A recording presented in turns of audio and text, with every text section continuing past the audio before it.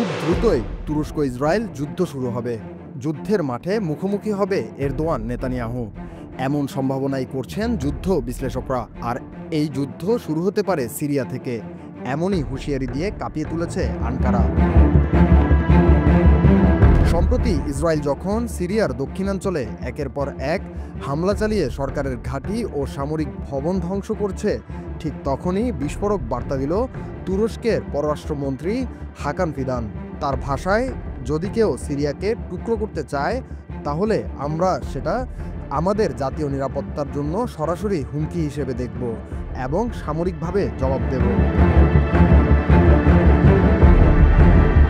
এই বক্তব্যের পিছনে রয়েছে এক গভীর ক্ষোভ।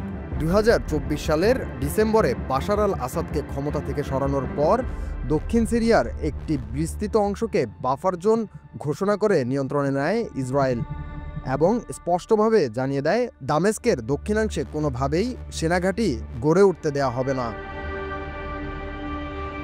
এই অবস্থায় সিরিয়ায় যেন এক অদৃশ্য প্রতিযোগিতা শুরু হয়েছে আনকারা ও তেল আবিবের মধ্যে। 2016 সাল থেকেই সিরিয়ার উত্তরে বহু এলাকা দখল করে রেখেছে তুরস্ক। সেখানে কুর্দিদের বিরুদ্ধে বহু সামরিক অভিযানও চালিয়েছে তারা। তুরস্কের চোখে কুর্দি গোষ্ঠীগুলো সন্ত্রাসবাদী, বিশেষত যারা পিকেকের সঙ্গে যুক্ত। অথচ এই কুর্দিদেরই ইসরায়েল প্রকাশ্যে সমর্থন দিচ্ছে, এমনকি তাদের স্বাধীনতা আন্দোলনকেও সহায়তা করছে। এর ফলে তুরস্কের কৌশলগত ও ভূরাজনৈতিক স্বার্থে আঘাত লাগছে বলে মনে করছেন কাতার বিশ্ববিদ্যালয় ও আটলান্টিক কাউন্সিলের নিরাপত্তা বিশ্লেষক ডক্টর আলী বাকির। তার মতে, ইসরায়েলের আঞ্চলিক ভিত্তিক আগ্রাসী নীতি ও সিরিয়া বিভাজনের চেষ্টা তুরস্কের জন্য মারাত্মক হুমকি। এতে দ্বন্দ্ব অনিবার্য হয়ে উঠেছে। ইতোমধ্যেই সিরিয়ার নতুন সরকার তুরস্কের কাছ থেকে সাজোয়া যান ও সামরিক সহযোগিতা নিতে শুরু করেছে। সিরিয়ার নতুন প্রশাসন আগে হায়াত তাহরির আল শাম বা HTS গোষ্ঠীর হাতে ছিল, যারা আসাদ সরকারের পতনে বড় ভূমিকা রেখেছিল এবং দীর্ঘদিন তুরস্কের ঘনিষ্ঠ মিত্র ছিল। এখন সেই প্রশাসনের সঙ্গেই সরাসরি প্রতিরক্ষা সহযোগিতায় নেমেছে আনকারা। এই জোটবদ্ধতা দেখে ক্ষুব্ধ ইসরায়েল। তাদের মতে, তুরস্ক সিরিয়ায় এক প্রকার ওসমানীয় সাম্রাজ্যের আধুনিক পুনর্জাগর ঘটাতে চাইছে। এমনকি ইসরায়েলের এক গোয়েন্দা রিপোর্টে স্পষ্টভাবে বলা হয়েছে, সিরিয়ায় তুর্কি বাহিনীর উপস্থিতি ইসরায়েল তুরস্ক সরাসরি সংঘাতের সম্ভাবনা বাড়িয়ে তুলছে। এদিকে একের পর এক উস্কানিমূলক মন্তব্য করে পরিস্থিতিকে আরও উত্তপ্ত করে তুলছে ইসরায়েলি রাজনীতিকরা। টেলিভিশনে ইসরায়েলের সামরিক বিশ্লেষক ইয়নি বেন মেনোচেম বলেই ফেলেছেন, তুরস্কই আমাদের পরবর্তী শত্রু। আর প্রাক্তন প্রেসিডেন্ট শিমনের উপদেষ্টার মতে, তুরস্ক ও ইসরায়েল এখন এক ঠান্ডা যুদ্ধের মধ্যে আটকে গেছে।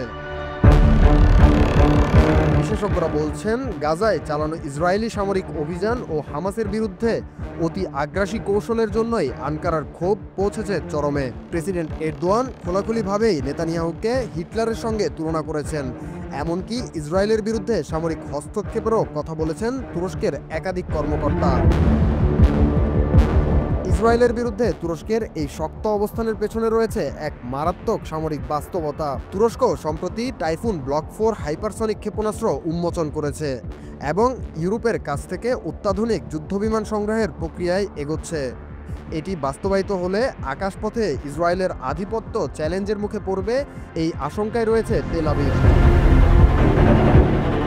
ইসরায়েলের বিরোধী দলনেতা ইয়াইর লাপিদ একে অত্যন্ত বিপজ্জনক পরিস্থিতি বলে আখ্যা দিয়েছেন। আর জেরুজালেম পোস্টকে দেওয়া এক সাক্ষাৎকারে দেশটির নিরাপত্তা কর্মকর্তারা বলছেন, তুরস্কের সামরিক প্রস্তুতি যে গতিতে এগোচ্ছে তা আমাদের সামরিক প্রাধান্যকে ভবিষ্যতে চ্যালেঞ্জ জানাতে পারে। বিশ্লেষকরা বলছেন, সিরিয়াকে কেন্দ্র করে তুরস্ক ও ইসরায়েলের মধ্যে সংঘর্ষ এখন আর কল্পনা নয়।